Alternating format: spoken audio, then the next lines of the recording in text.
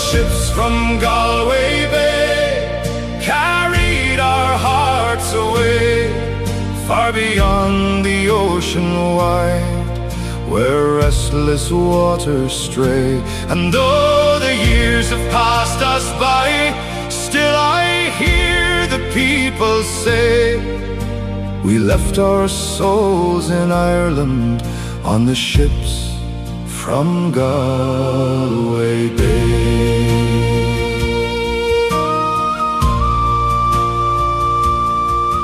My sister died in February, beneath the blanket thin.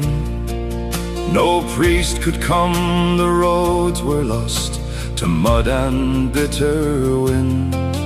My mother sang a quiet hymn as daylight slipped away, and buried all her hopes with her that cold and silent day.